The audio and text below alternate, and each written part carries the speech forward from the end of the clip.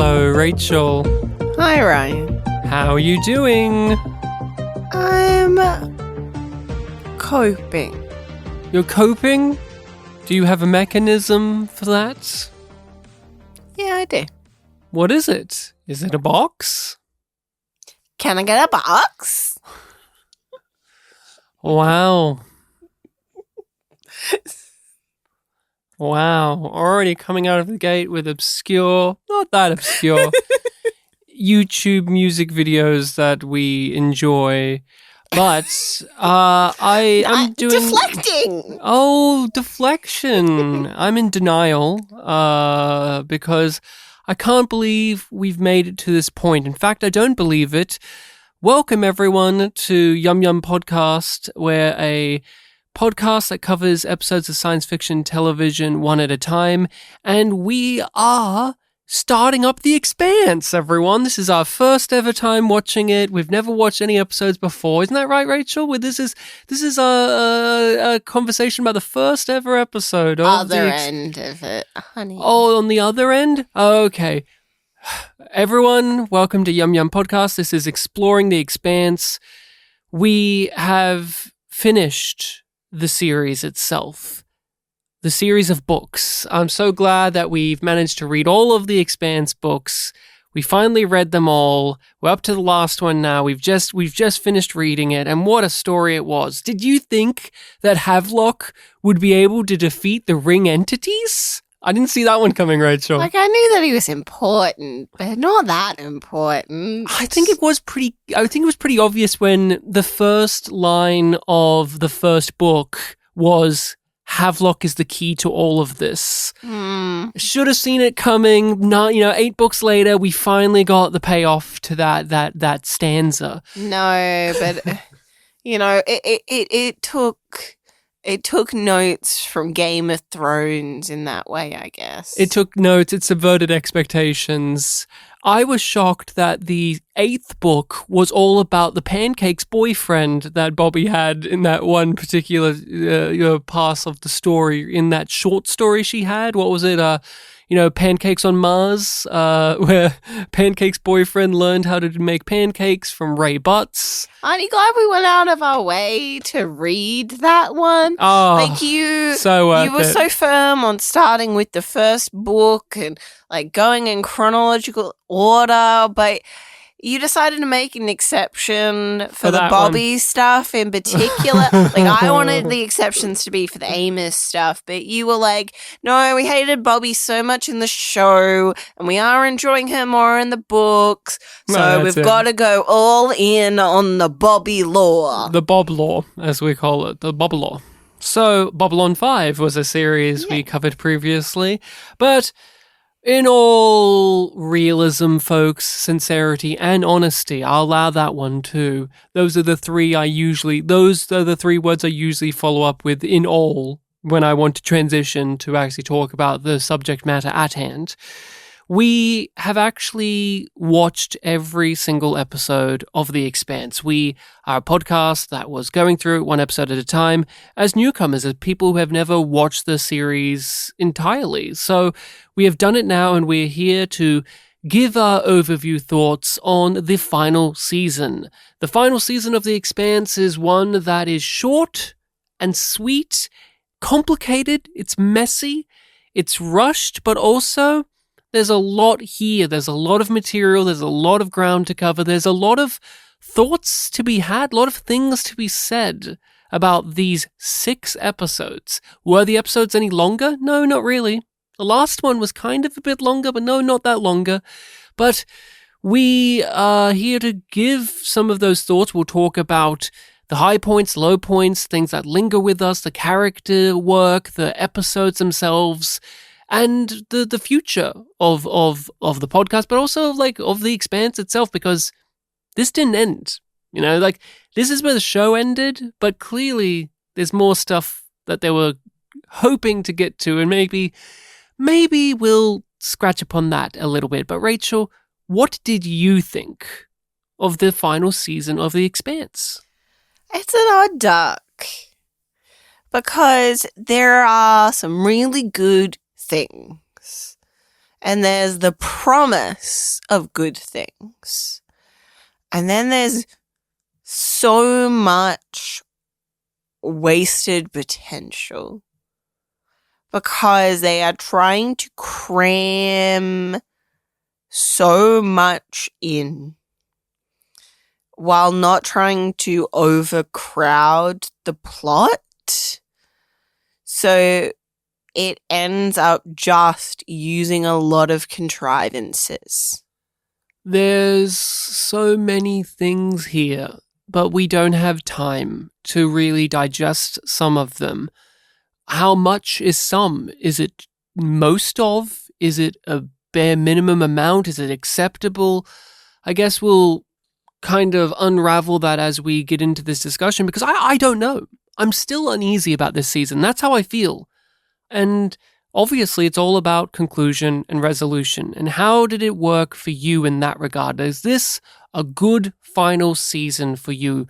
Did this do the job? Did this leave you satisfied, or did it make you think and feel? How did this work as a final season? It frustrated me because they'd built up so much good shit. Season to season, it hasn't always been great, but it has steadily built a solid foundation for itself. And this season just had to barge through everything. And the quieter moments were in the fucking one ships most of the time. Some of my favorite moments, I think, of this season were in those mini-sodes. It's not the worst final season or like anything of that extremity. It's just, it's suffering under the burdens that it has. And it doesn't get out from underneath them. You feel it in the way that they are presenting and doing the story of this season and what they choose to do and what they choose not to do and like who comes back and in what way as well. I think sometimes I convince myself the worst can't happen. It's a way for me to get through things. This is the first show we've done on the podcast that is an adaptation of a pre-existing thing. We've done Star Trek, that's a long-running franchise. Babylon 5's its own thing, Space Above and Beyond was its own thing. This season is really the one that feels the most unfortunate that we haven't caught up on the books. Because a lot of the defenses I see for the problems we've had throughout the season keep coming back to, in the book. That doesn't help us. It fails as an adaptation. It fails as its own thing if you can only defend with, in the book. And yeah, I just felt like it was a pitch of just, here's more story to tell. I was walking in, I don't know if you saw this, we have a Patreon where we upload these episodes first and we have so much other bonus content, and a part of being on the Patreon is you get to be in the community Discord. And some of the comments throughout the Discord and from friends we know were kind of talking about these books are in trilogies. And, when you finish a trilogy, it's almost like you finished a story. So you can be satisfied. Like when we finished season 3, you could end it there. There's some stuff that's lingering, of course, but you could be satisfied with that. And I was expecting that for this season, because this is the end of the middle trilogy of books. But it felt like they spent a lot of time within it, teasing out stuff that it's really important that you actually should follow through on, instead of focusing in on the stuff that you are actually concluding here.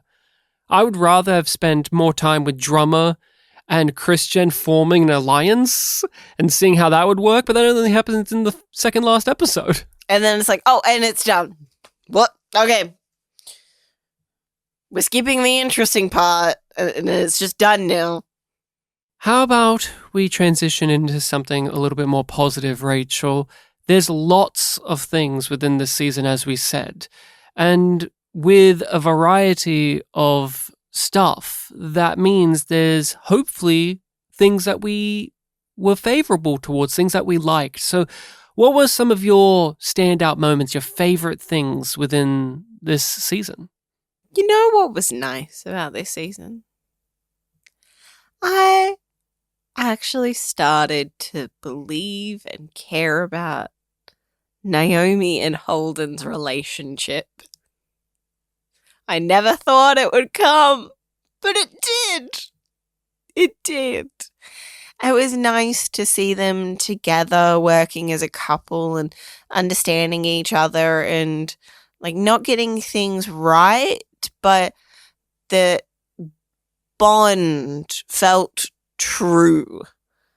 And the way that they responded to each other and engaged with each other, it felt in character rather than just for convenience. What scenes in particular helped that come to be for you? Because you and I have been not lovers of their love, so I am wanting to know, what did they do to finally get that across? One of the key moments has got to be Holden asking, like, are you actually fine or are you not ready to talk about it? Like, that and the follow-up conversation that they have together is just beautiful.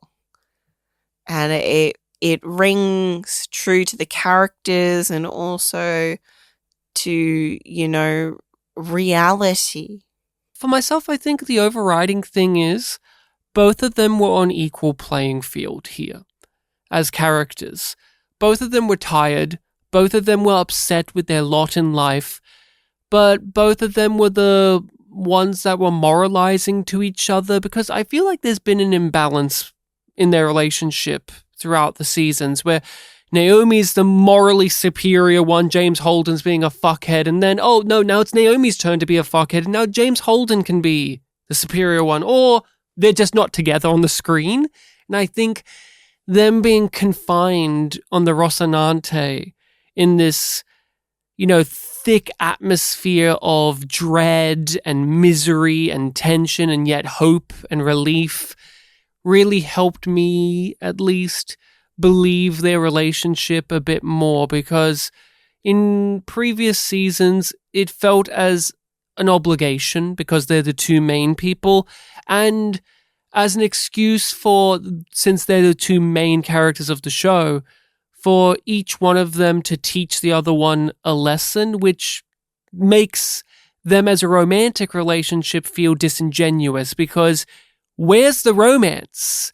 Where's the honesty? Where's the connection? Instead, it's, I'm teaching you this, or I'm telling you this, where this season, there's a lot of heavy subject matters that they're having to talk through, and I felt like they were actually people in a relationship talking through their problems. And they were both struggling with it, but in different ways.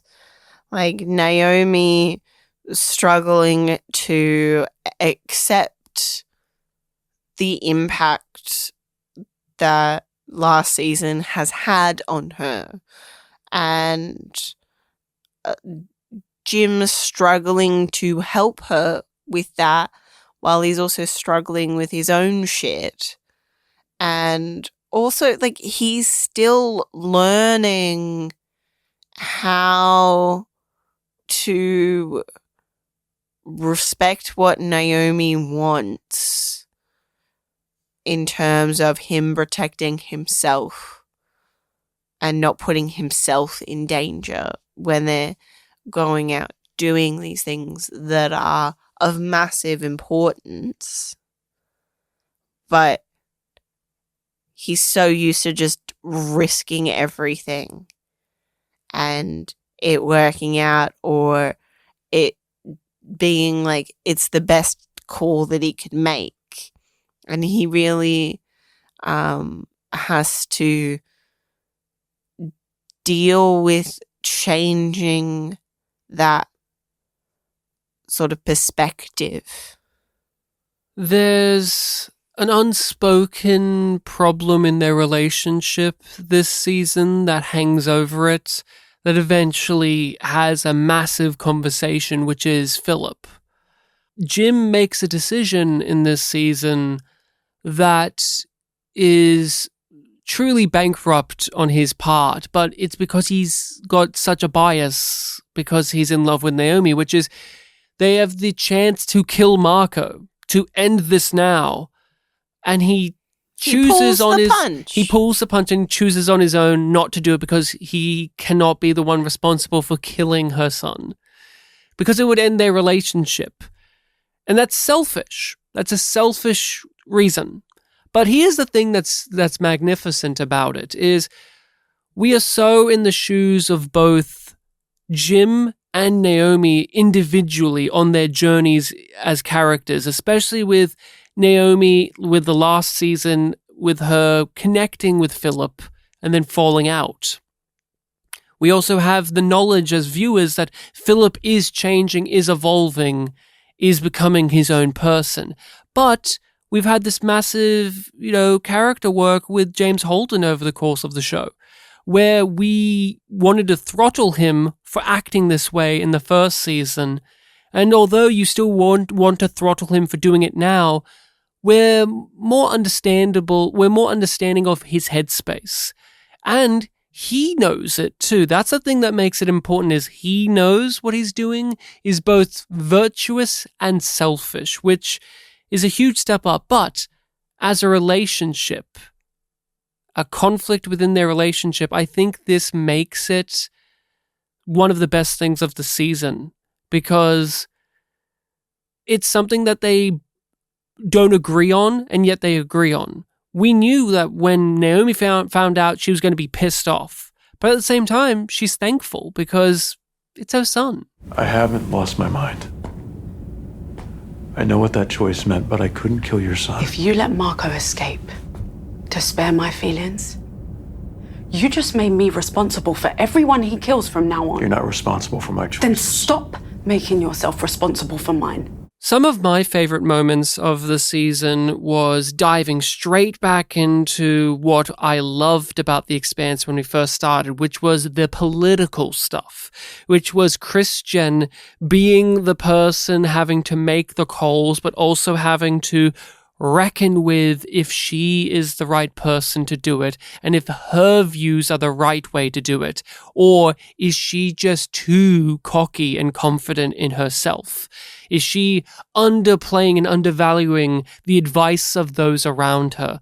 I really thought the conversation she had with Holden about giving Marco the information in regards to the ring entities was a standout thing, because this season is about conflict, about war, about the survival of the human race, because the factions that are working against our heroes could jeopardize the safety of the entire species.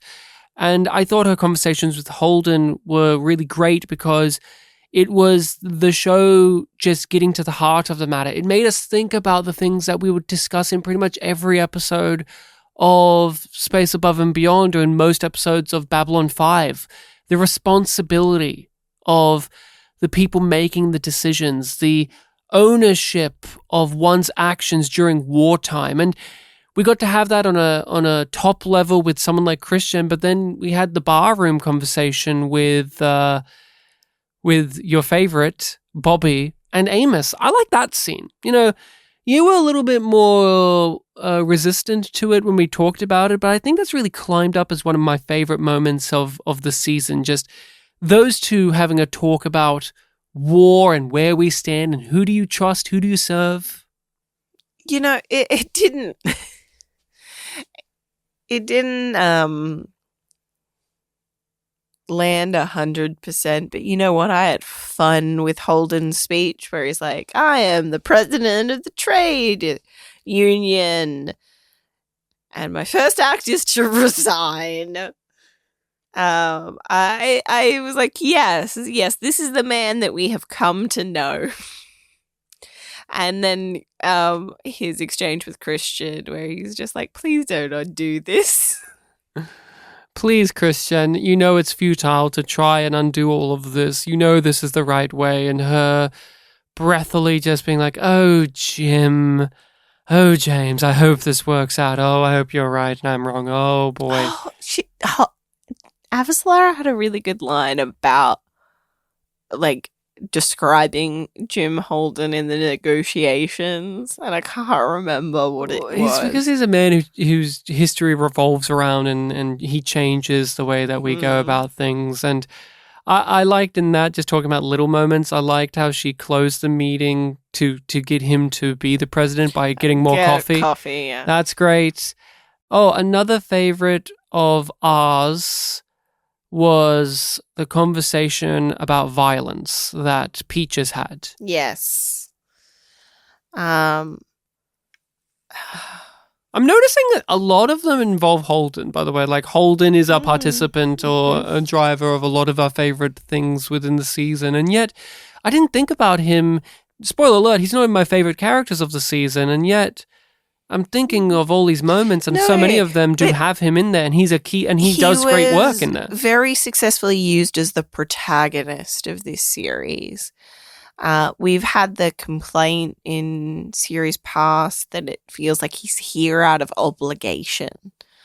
And they're not really interested in doing anything with him. But here he's at the center of things, and he's actively propelling the story forward at different points. And it feels like he's right where he needs to be. I loved that conversation with Peaches, though, about her telling him that it's okay not to kill someone, that in fact you should not feel bad about sparing people, and that she knows this from her experiences herself, but also having learned from James Holden in a lot of ways, from the views he held in season 3, and how we've managed to see him lose track of those views over the course of the seasons. It really was amazing how many great scenes were with Peaches and Holden. Yeah. That was a surprise. Well, it's what you wanted, though, right? That was the dynamic that we were looking forward to, because it wasn't one we got to see explored in the previous season. Even in season 3, they never really got to interact, other than for humor's sake, of him being oblivious to her existence and her ruining her life because of him, but really because of herself. This relationship was really important. I thought you were going to mention the conversation that they also had about, again, a lot of heavy themes of, was everything her dad did right in the end? Because look at all of the advances that we're getting because of his worldview, because of the things he did. How does that make you feel? And I like that the series still ended on that gray area of that conversation where it's like, yeah, you know, he was a piece of shit and Aaron Wright was a piece of shit and all these people like Marco were pieces of shit. But also, look at where we are because of all of this stuff. You can't argue with results kind of attitude. Yeah, it's not as simple as yes and no with it. We held back. We held back on it. But we need to acknowledge a moment as being our favorite moment. The Gaunt Belter fucking came back. I never thought it would happen. But I also thought it would happen. You hoped. I made bets that it would happen, but also I didn't think they would do it. They really, really... Fan service... I have a very tenuous relationship with fan service in media. I find that it's more repellent than attractive now.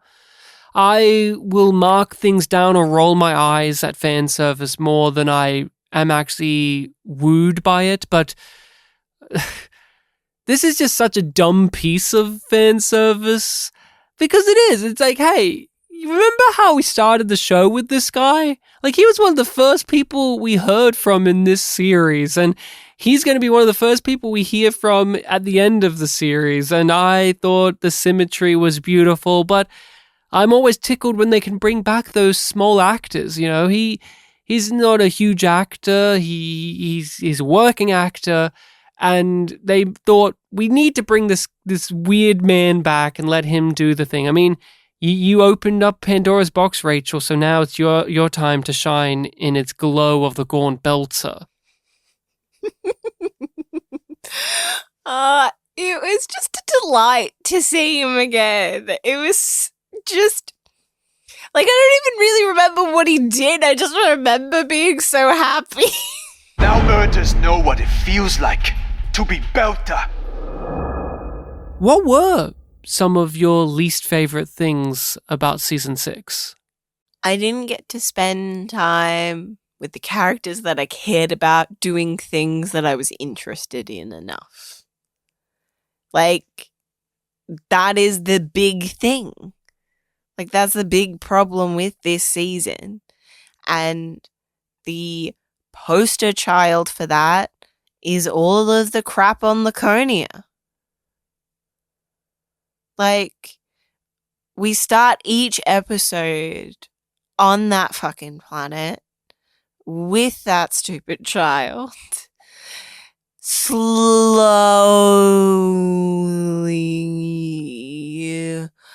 getting to the fucking point that we knew that it was going to get to almost from the drop.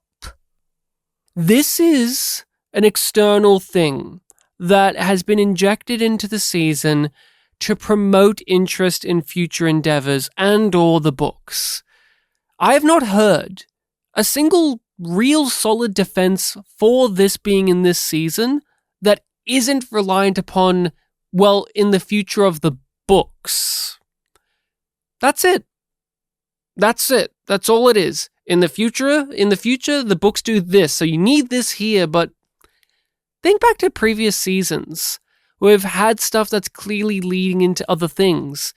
They were more satisfying because of how they were implemented in the seasons themselves, how they were adapted into them, or how they flowed on from where we were before. Making it feel earned.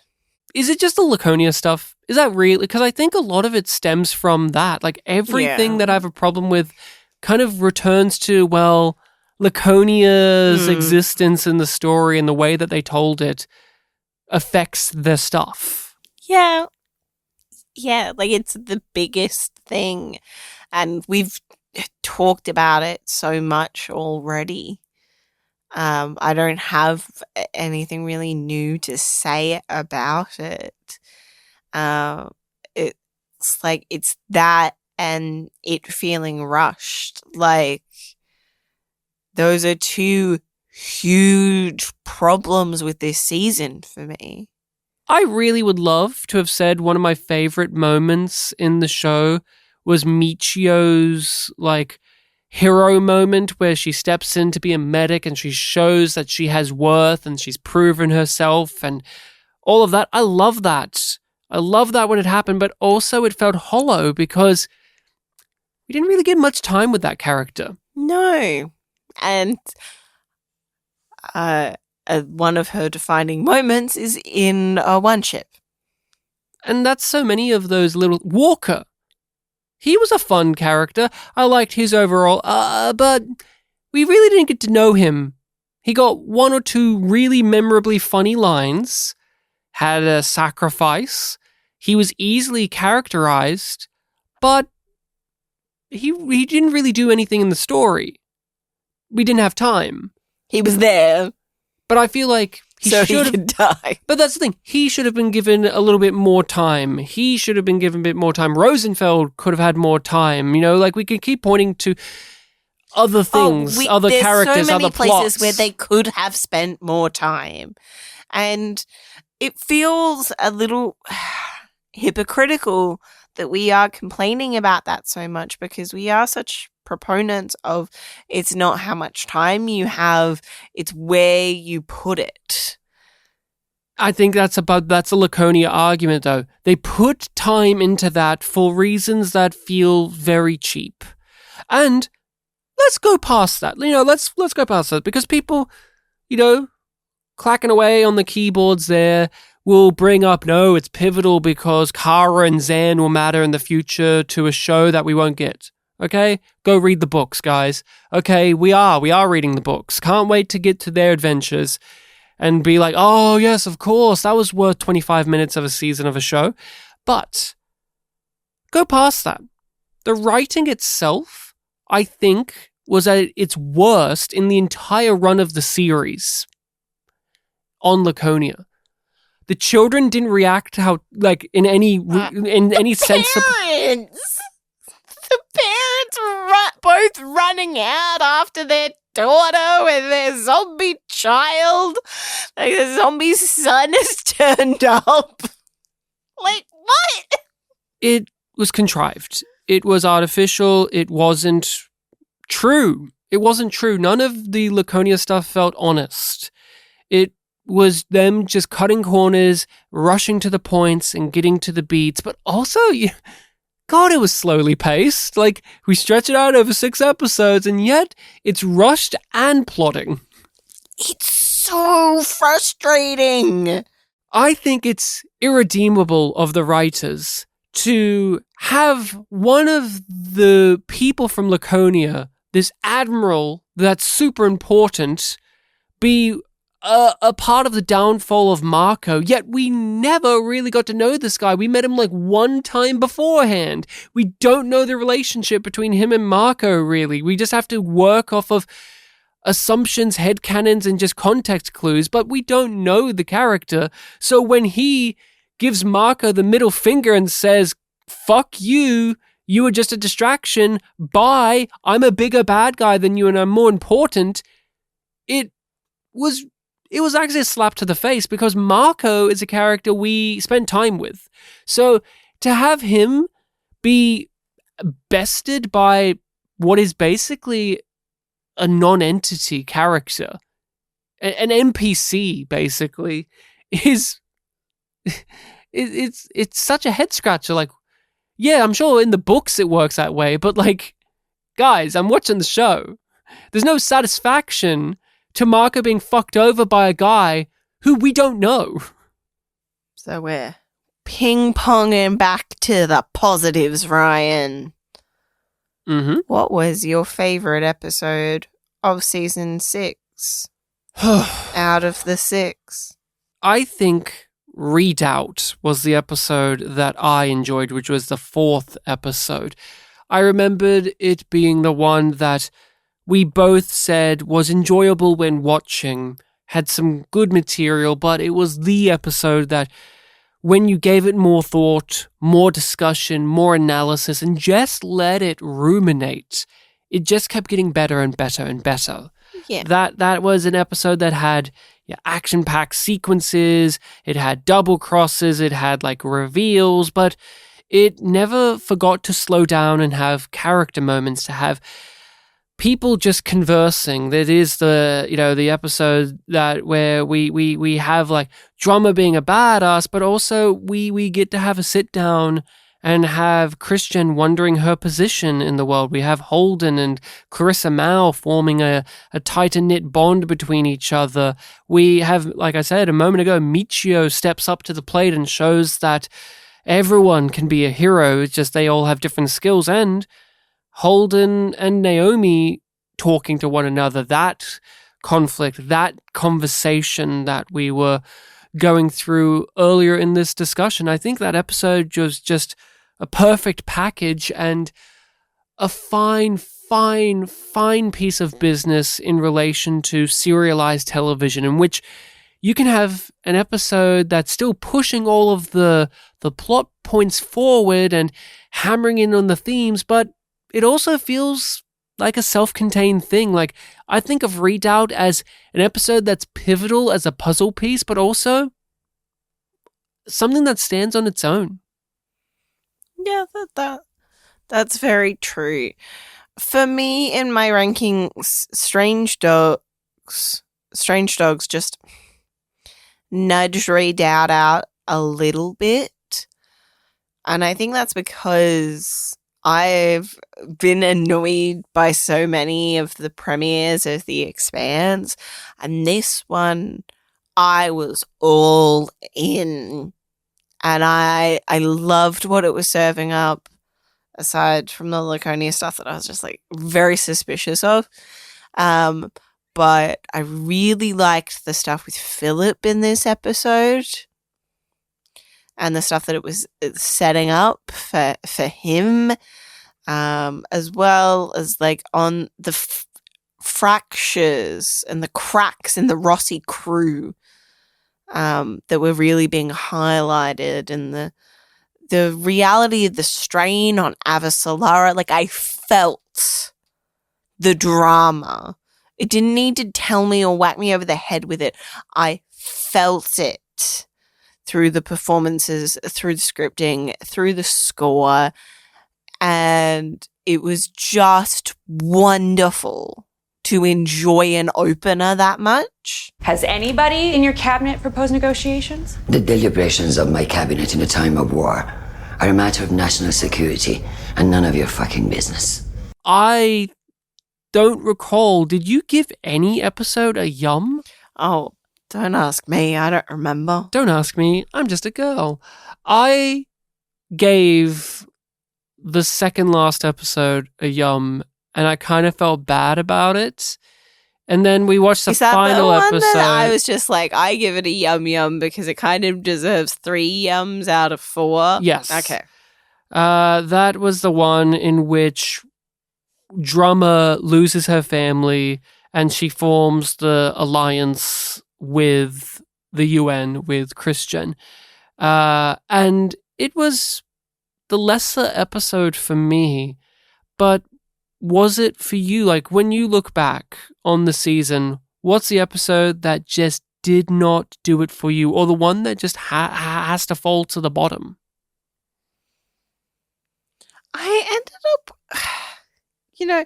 like, I was trying to keep a list of like my rankings, because I always hate when we get to these and I'm like, I don't know. And I like semi-succeeded at that, but now I'm looking back on it and I'm like, why did that one fall to the bottom? Because I ended up with Force Projection at the bottom of my list. I think it was because that episode was the most, okay, we need to get from A to B in this episode. Just go, go, go in all of the plots. It was just necessity driving everything, and you didn't get time to sit with anything. There wasn't anything interesting. It was just all push. Yeah, but I also remembered enjoying it for that reason in a weird way, because the stakes of the show were not just being set, but we are now grappling, and we're dealing with them. I have no clue. I feel terrible because the episode I put, Why We Fight, I listed some of the scenes from that episode in my favorite moments of the season, and yet I don't like that episode. And it's not that, in context of the season, I just didn't like that episode overall. I think it was, there was just a level to the pacing of it where it was too fast-paced, and not just because we're running out of time, we've got only one episode left, but also just I felt the scenes were a little bit too quick. But that is true on the other hand of, I was gobsmacked that was the penultimate episode. I was like, how are we going to wrap the show up? And yet, the finale itself, did I love the finale more than I did Why We Fight as an episode on its own, or am I giving it more leeway because it's the finale and I want it to be better than how I may feel about it? Because after recording that episode, editing it, putting it out, I'm a bit less warm on the finale of this show. What about you? It's been a little bit of time now. How do you feel about that? Yeah, it's fine. It gets the job done. I am going to forget most of what happens in that finale. Like, I'm probably not going to remember that they don't deal with Peaches dying. I'm going to overestimate how much time we spend with the UN and the like trade negotiations and the forming of the trade union. Like, I can really see where my memory is going to skew. Conflate things, yeah. There's things that the episode doesn't care about. It was absolutely weird to me that one of the key players of the show, Monica, gets a 2-second shot in that episode just to acknowledge that she did make it to the end. Like, she's at the conference because, well, Monica has to be there because she's the press person we know. But actually, we ran out of story for her after she left. So, she's here. Like, that's an example that you would forget in your mind. You would forget in your mind that Monica's final moment in the show is a 2-second shot of recognition she exists rather than, oh, we went on this journey with her. And she's a supporting character, but there's other supporting characters who've got emblematic. more. Yeah. So let's talk about those characters, Rachel. We got some new ones. We got some classic characters here, big and small. And I think that we should talk about the ones that we overall were fans of and why. Why did these characters work for us in the season? So, do you have your people selected? Do you have your contenders, your top 3 or 5 or whatever it is? I know you tend to switch up the numbers from time to time. I'm going to go with 5. I didn't prepare a list this time. And number 5, I'm tossing up between 2 characters, but you know what? I'm going to give a little bit of a nudge just because this character I enjoyed a lot more this season than I expected I would. Especially because I didn't, like, I was frustrated by what they were doing in the first half, and that is Philip. Because, like, him killing his friend and being punished, and then it's like, oh, is he back on his dad's side?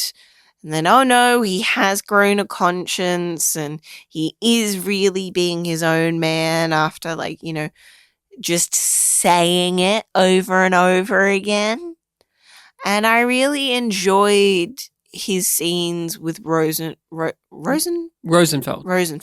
It was satisfying to see him grow in that way. And partially because it was a slow process. And it was one of the few things about this season that had that luxury. And it didn't feel like it was slow because they wanted to stretch it. It felt like, no, this is the stage that he's at, and this is the time that it's taking him to process. 4 is Avasarala. I really enjoyed her struggling to try and pull this shit together. Like, she's gotten to where, like, Holden was philosophically of, like, we're not going to get shit done unless we all work together. And we can't all work together at the moment because everybody fucking hates each other. We need to get over it. And it was fun. Like, she's still very much who she is, but she has really been changed by her experiences during the show. And you get the sense that, like, she's not in the same shape that she was when she entered the story. Like, you know, she's lost an edge here and she's smoothed out there and she's got a callus here. Like, she's very much evolved, but the core of her is still there. She's world weary in a different way to how she started, because she's been around. She knows the score. She knows her position. That's how we start. And we end where those things are not the case. She's unsure of how things are. She's having to rely on others. She's having to hope things will work out for the best, and that she did the best that she could for that to be the case. And she has to relinquish it from herself and trust in the people around her. Yeah. I gotta give it to my boy. He doesn't get a lot to do, but I still, Amos is so enjoyable as a character for me. I really like the little moments that he gets, the little, like, I didn't appreciate Amos might leave. And then, like, you know, half a scene later, he's like, oh, actually, I'll stay. It's like, oh, I thought you were going to say you didn't appreciate that he may have sex with Bobby. No, that was funny. That's one of my, related to one of my contenders for the Yum Yum moment of the season. Oh, good. But him moving into the role of boss, of like leading Peaches in more ways than one. It's really sweet to see how much he's grown. And again, like Avasarala, he's really changed, but his core is still there. We still recognize him as the person we met, but also see how much has gone on with him since then. I'm really tossing up between two characters for the second slot, and you have two number twos, huh? Is it? Maybe I should have gone top 6. Oh no! Throwing everything off. Tied for number 2 is. No, I'm gonna go with just one. Wow. Just one. And that's Drummer. Mm-hmm. Drummer is struggling this season.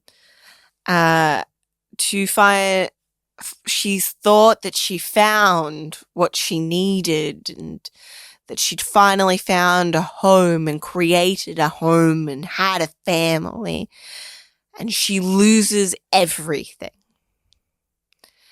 And then she finds something else. Like, she thought she wanted to build what Naomi had, right? Mm-hmm. And she built it and it fell apart. And in a lot of ways, she blames Naomi for that. And we have a great scene with the two of them where she's like swearing at her, fighting her, and embracing her at the same time. And then she ends up president of this trade union. And it makes a lot of sense. And it feels like, yeah. This is where you find yourself, because she didn't really feel comfortable under doors. Thus, she moved to Tycho, and she outgrew Tycho. So she went out on her own, but then she got frustrated being out on her own because she knew that these bigger things were happening and that they could do things to help. But also, her really strong beliefs around what the belt deserves. You need to be reasonable. I will not be reasoned back into my place. Belters are promised a future, so long as it remains convenient. We are given a voice, so long as inners control the calm. We have a vote, so long as we can always be voted down. Easy, we're just talking here. Don't tell me to calm down. And is your number one the Gorn Belter? Is it truly the Gorn Belter? Or were they tied for your number two? No, I didn't think that. I did consider the Gaunt Belter, being number one. If he'd appeared more than once, it would have been a done deal. Well, he did appear in a one ship, Rachel. So, by your own rules, then he is, in fact, number one. You got me. Gaunt Belter's number one, Ryan. What's your list? No, be serious. What was your actual number one? Who's your number one and why? Holden. Wow. Jeez. You never thought you'd be here, huh? I never did. And I was like, is there a reason to put Holden under drummer? And I was just like, no.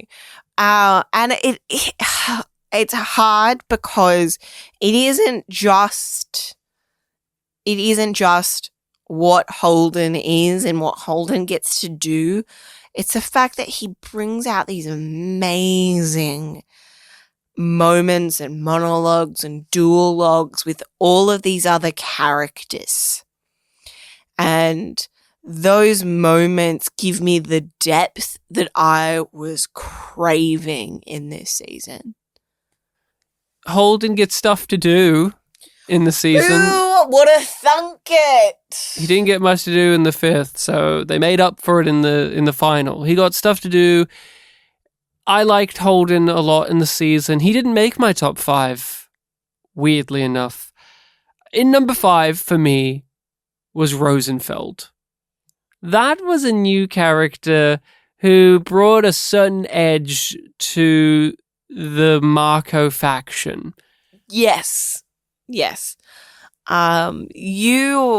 liked her and appreciated her much more quickly than I did. I underestimated her.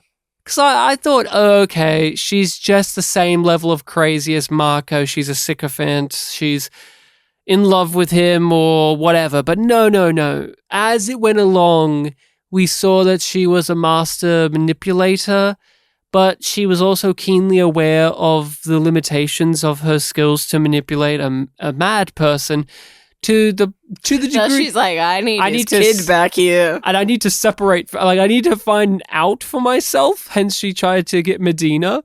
I thought you always kind of wanted Medina. No, I do too, but I think, see, that's the thing. She's a character that, for being a new character, a new antagonistic presence, someone that we didn't get we actually got a good amount of time with. The opinions on her kept changing and the way we read her kept changing because, I thought, when she introduced that idea of I'll run Medina, that's what she's been angling for the whole time. But I don't know, there's a part of me that felt like she thought she could be the love of Marco and be the one in control in that way. But I think she quickly realized, oh no, he's too unstable and crazy. I need some distance from him because she made it seem like I do that and you are elsewhere, which was interesting. It was just a really well played character. The actress did a great job too. And I thought she came in with that vigor and confidence of someone who's been here for the entire show, but we've never met them before, that type of attitude. So she was good. Number 5 was Rosenfeld. Number 4 for me was Christian, for the reasons that you said and the reasons that I've also said about favorite things. It was nice to have her be in this position yet again, to have her just reckoning with the fact that she's in charge now. And what does that mean? And how much of herself is she willing to sacrifice for the betterment of society? How much of it is her own ego driving her? And how much of it is the fact that she believes that her way is the right way. And those final moments of her having to hand off stuff to other people is such a perfect way to conclude her character. Like, we don't get a neat, tidy little bow with Christian. You know, we don't just get a beautiful, and Christian goes back to Earth and everything's great. There's still work to be done, but it's not all Earth on is her. Still fucked. But it's been alleviated because of people like Prax and Mars and the Belt There's working together. hope There's hope. Where there wasn't before. But it's not just on her. She's not the only sensible person in charge anymore. It's not playing it like that. Philip, number 3. They did it. They managed to do it. They introduced a character that committed a heinous act. An act that is truly, truly awful. They're responsible for one of the biggest genocides in human history. And they ask you as a viewer to start to reconcile that. How do you feel about this person? Can you feel sorry for them? Can you feel more than just that black and white judgment of they're bad, so they deserve a bad end? They deserve retribution, justice. Are they worth? What's atonement? What is forgiveness? What is the ability to look at oneself and realize what you've done? And something that I think was just so... Oh, man, it was handled so just effortlessly is the duration of it. We spent an entire season with this character yo-yoing. Season 5, we met him, we got to see him flicker between his mother and his father. And in this season, he's on his own. His father's basically disowned him for most of the season, and his mother's not around. And we see Philip acting like an absolute fuckhead for the first half of the season. And in a way in which, and this you touched upon, but I think we should talk about it a bit more, which is not in a way in which you think, oh, they're doing this just to pad it out for drama's sake. Like, you know, when you watch a show and a character does like they become a fuck up, or worse, because, dramatically we got to prolong this, or we've got to really get the audience against the character. I don't think they did Philip dirty, is what I'm saying, when it comes to that. Like when he shot his friend, I felt so angry about that, but also I felt so sorry for Philip. Isn't that, like, that is an absolute praise to the writers, that they could make me actually feel something for a character that is, by all means, irredeemable. It's impressive, to be sure. Number 2, Drummer as well.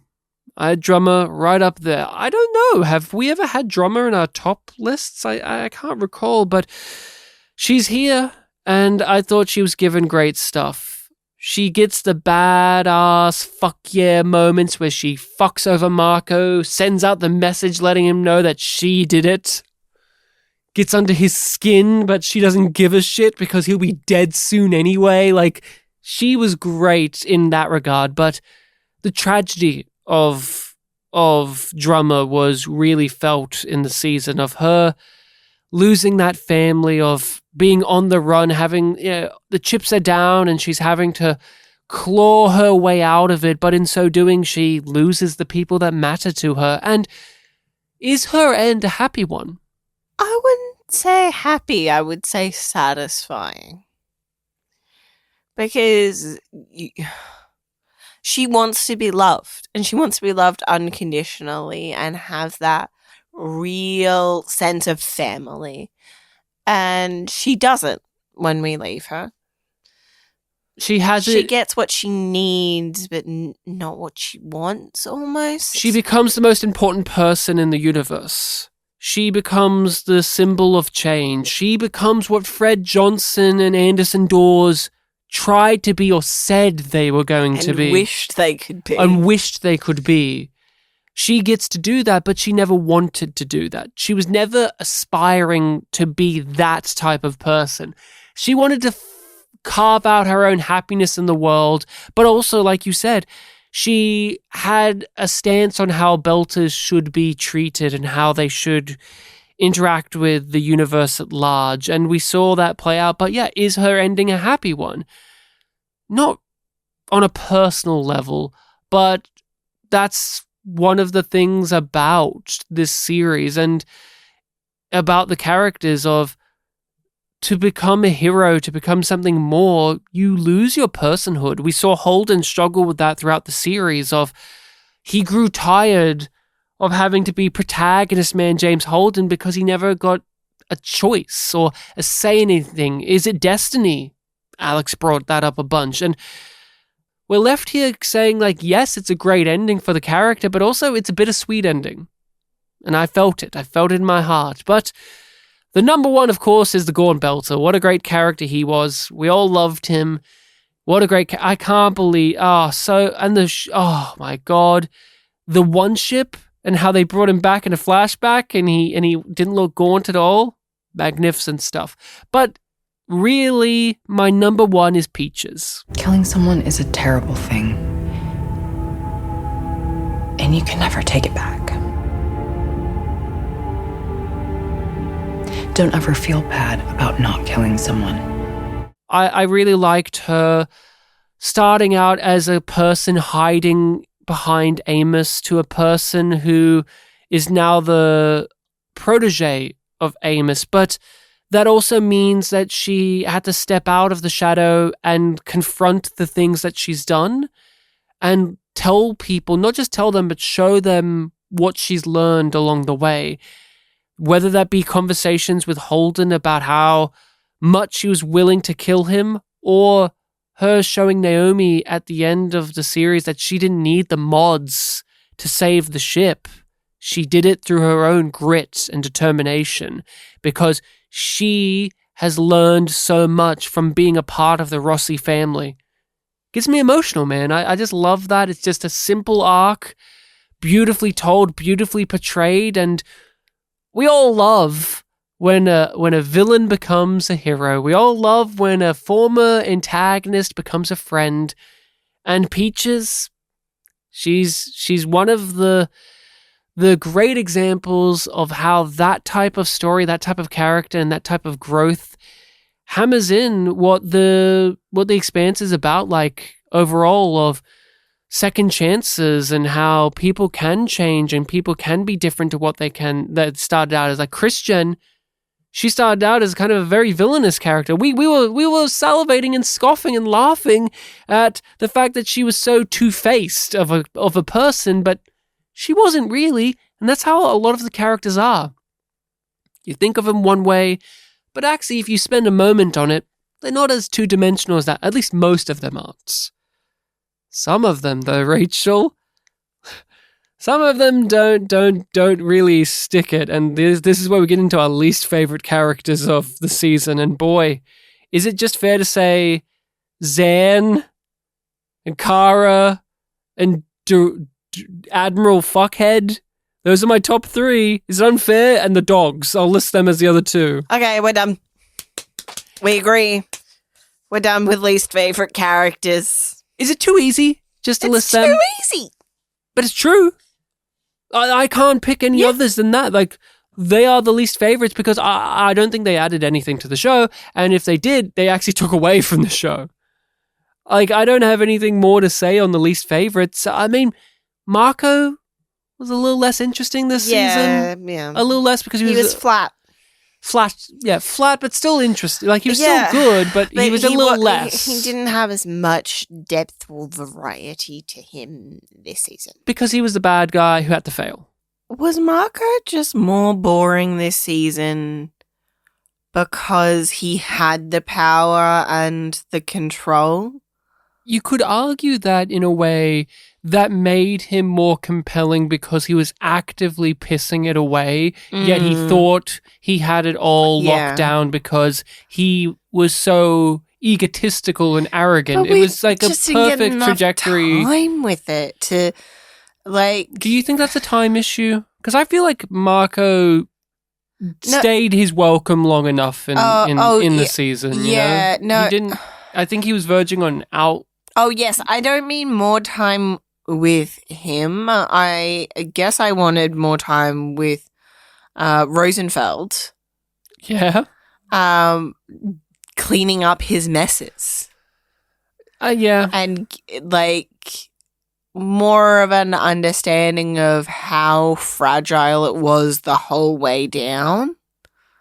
Was his portrayal from the actor more cartoonish this season to you? I felt it was in some ways. But I don't know if that's a wrong thing if it is, because Marco himself is going much more mask off with himself. He's so happy. He's so thrilled. He's getting what he desires, but also we see... And he thinks he's unstoppable.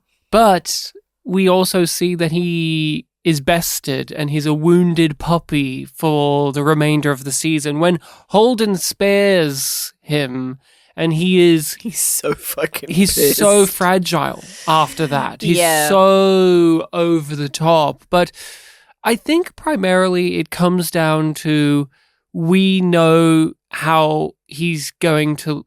we know his fate. He has to lose. There's no way that he can get away with this. There's no way he can there's no way that progress. he's going to get to Medina and establish himself successfully. Like, it's too much. We had a season of Marco winning and the status quo changing significantly because of his actions.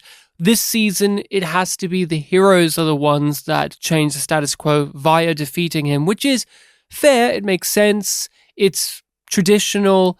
Hence, Marco feels a little less this season compared to last, because we know he's on the back foot. We know he has to be defeated. He has to lose. And he's a villain that is uncompromising. And the only way he can go from here is to fall. And messily so, because he's flown so high, now he has to crash. He's not going to be an antagonist that goes out with a smile on their face like Ehrenreich. They're not going to be an antagonist that is subdued like Mercury. This is going to be an antagonist who... Death is the answer. You know, this season wasn't a whole lot of fun. What? What are you saying? There was lots of funny things and fun things here. Did you not see the food that they had to eat? It was so bad. They all went, ew, this is yucky. Peaches needed salts. Yeah, how could I forget how much fun that ongoing problem was? Mm-hmm. No, this was a very, like, it's a dour season, and it makes a lot of sense, but it doesn't leave a whole lot of room for yum yum. I was really struggling, like, trying to think, what the fuck am I gonna choose? Because I have to find two moments that made me go, or felt a bit horny. And it's not here. Like, I'm really... I think Amos gave a lot this season. I'm really digging around for a non-automatic Amos pick. Like, yes. The moments that I remember, of course, like, Amos is my obsession, so of course I remembered more things, and when I look through my notes, more of my notes are about him.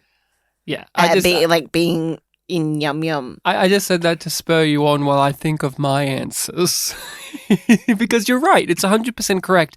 This is as if we had the Yum Yum pick be for Space Above and Beyond Find the Horny. That would have been a nightmare. Other than Hawks is hot, other than James Morrison is a silver fox, Yeah, that would have been real. That would have been a real tough show to do that with. Oh no, like, West choose something that's not the tanks. Come on. West almost got lobotomized in this episode. How do I find sexy in that? You're 100% Could it be correct. ESP? Could it be ESP? Wow.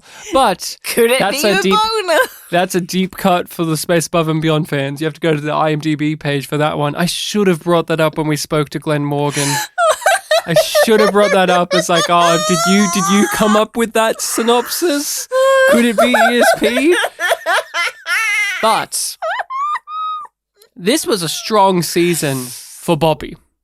Because I think almost every single pick I had this season was Bobby. Bobby was... She had some great lines to Amos. But she was also actively flirty, actively down to fuck. And when it all came together at that bar with Amos covered in the glitter and the scratches and he's going off to the flop house, he's going off to the brothel, she's invited, are we going to do some of the banging? Mm-hmm. And she's totally there for it. And I give it to her because Amos is in a very indifferent headspace in that moment, but he's up for it as well. But it's Bobby that's got the hunger. It's Bobby that's got the drive. It's Bobby that's the top in that relationship. He's a power bottom, but she's a power top. I mean, that's a deadly combo. A movable, what's the classic phrase? Rachel? An immovable object means an unstoppable force. That's them. That's them in bed. Imagine if you threw in some frictionless sheets between those two. We would have a cataclysmic event. Move over, proto-molecule. Watch out, ring entities. There's someone else doing something to the ring, and it's Bobby and Amos having a bang sesh out there. Back in season 3, when they were contemplating how can we destroy the ring itself, Bobby, Amos... Pound Town. That would have done it. It would have been a giant wave that would have shocked the universe and it would have crumpled that ring into bits. So Bobby gets my pick overall. She had so many moments. She said yum yum. Her arms. She didn't say yum yum. She just said yum. Oh, you remember. Good. You caught me up on that. But please remember, everyone, in Star Trek Discovery, when Nan said yum yum, she did lick her lips and throw her hair back. That's true. Yum yum. How do you feel about your picks? Do you have people? Is it Bobby? Is it someone else? I'll go with Bobby overall. She was definitely the most flirty, but I feel there's something attractive about Monica's sliminess. Wow. As a journalist, she's not slimy and but the slickness. Yes. And the way that she is going about doing her work for Christian. She's a girl boss, and I don't say that as a flippant thing. They very much have her in the power suits this season, even though she also has literal body armor on at many times. She goes toe-to-toe with Christian and barely blinks. The only time she really blinks is when Christian's like, I've got a great job for you to do, and she recognizes it's a great job. Amos, Rachel. Automatic Amos pick from you. I think I'm going to go with his line, I think it's also from that conversation with Bobby and why we fight. But first, brothel. It has to be that, right? Did you... Okay, so Bobby and Amos, do you talk about that pairing and talk about how you felt about them as a duo, how they interacted with each other, but also, are you open to them being a relationship that's more than just friends, ones with benefits? Because I don't think they would ever be romantic. No. They're physical. But how do you feel about all of their stuff? I'm fine with it. They both have shown a very sort of practical approach to sex. That, like, it isn't a emotional thing for them automatically. So them having sex together is just like, yeah, okay. Not surprising, but it doesn't feel like they finally did it. They finally paired the two hottest characters together. Oh my god! Like, it doesn't excite me in that way. It's just like, oh, okay. Are you disappointed that we had to wait to the very end for that dynamic to form? No, because it just is a thing that happens. It doesn't really change their relationship. It doesn't evolve them as people. It's not really referenced afterwards. And it's sort of left ambiguous as to what they do at the brothel together. Of course. It was fluffy. It wasn't deep. It wasn't meaningful of a relationship. His relationship with Peaches is the more meaningful one, and as we got to the end, it feels much more one of a mentor and a mentee than romantic. Although I'm open to that relationship personally. I think they would be a fun couple, but I liked how they ended with them having this connection via the pin. I thought that was really cute. But that's it, right? There's no other Amos moments you want to flag up for him during season 6? Because he was flirty. He did some badass things. He got shot up again, you know? Yeah, no, nothing's leaping to mind right now, but I feel like there were other things, but it's just like they're all just very surface level. Like, none of them really got me going. So it's just like, yeah, okay. We don't always remember to do this, or we don't make it a consistent thing, I feel, but if you had to rate this season on our scale of Yum being bad and Yum Yum being good, what is it? I think it ends up just being a Yum. Yum. Because it's it's okay, but it's not good. And it's frustrating in lots of different ways, and it doesn't give me what I wanted from the final season, and I'm grumpy about it. You say it's not good. That's a very damning thing to throw out there for something that, when you go back to the episodes of ours where we talked about the season, we had so much positive to say about it. So why does it still get slammed with such a harsh statement and a very firm Yum? I think I come down hard on it because so many of our predictions from the drop were true. So many of our concerns were validated. And I feel like I'm going to remember way more of the negatives than the positives for this season. The further we move away from it, the less I'm going to remember those little moments, because overall, like, the construction, the pacing, and the behavior of our characters, because it was like so orchestrated and performative and sometimes like even perfunctory. I was thinking in regards to the previous season that we found to be bad, which was the 4th.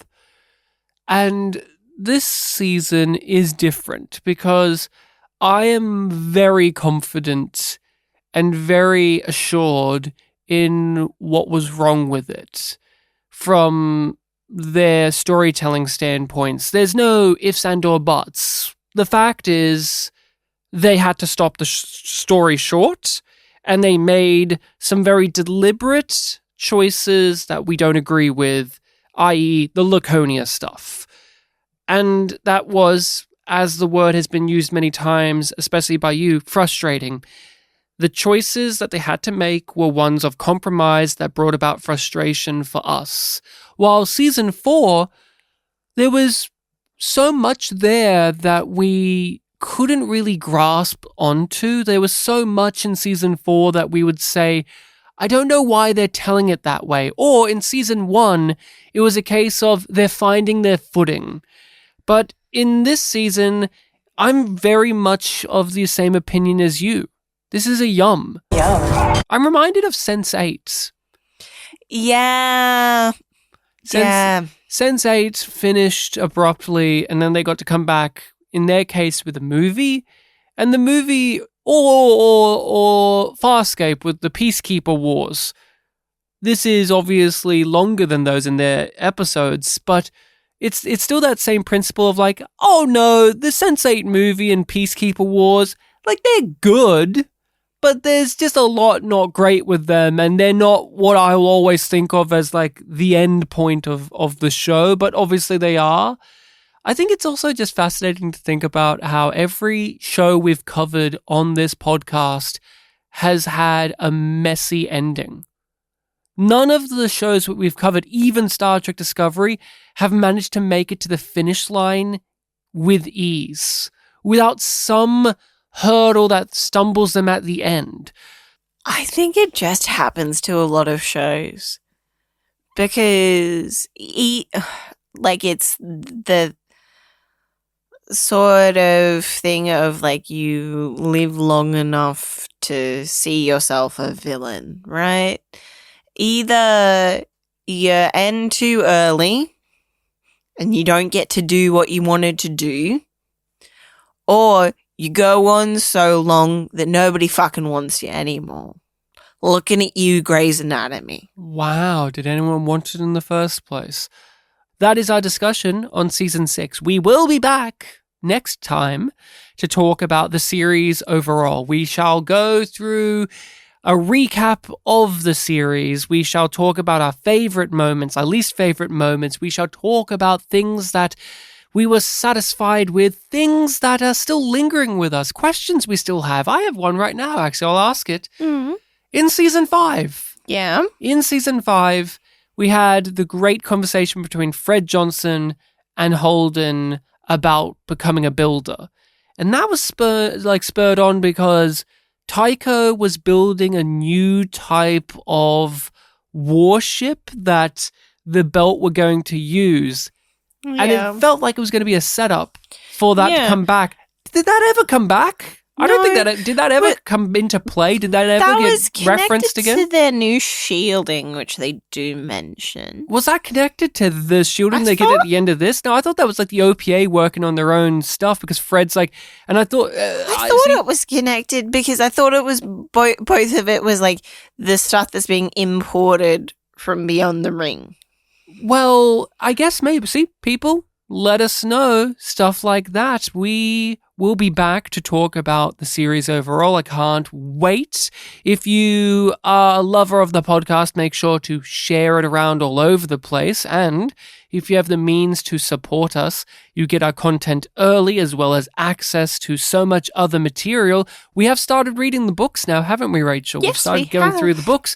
We are hoping, aren't we, Rachel? We are so hoping to get through these books and do episodes on them as well. Yep. Yeah.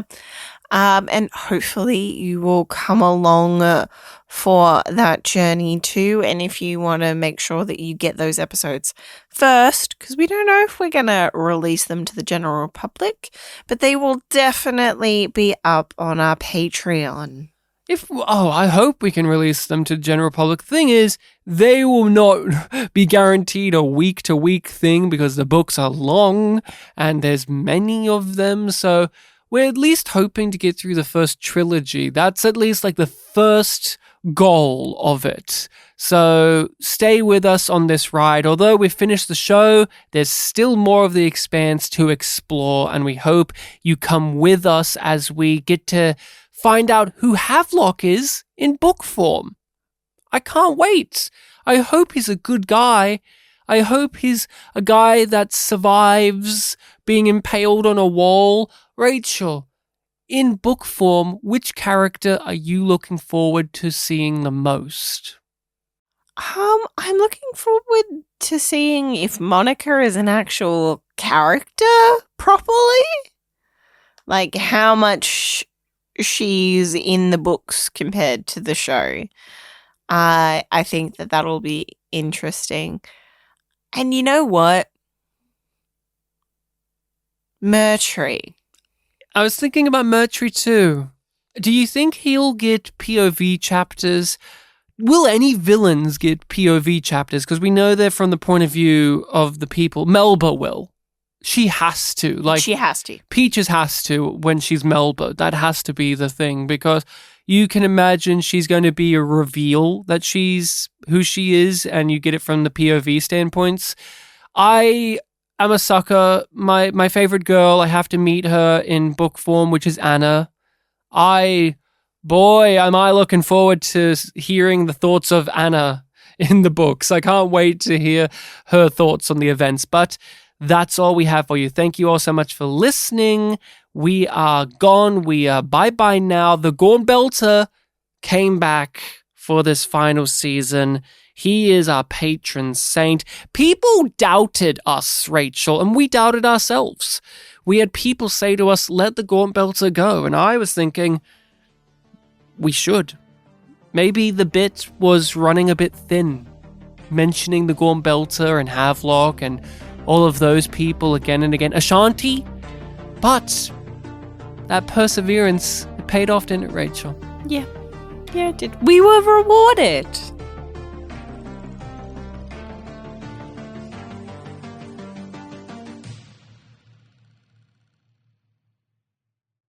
Now Earthers know what it feels like to be Belter.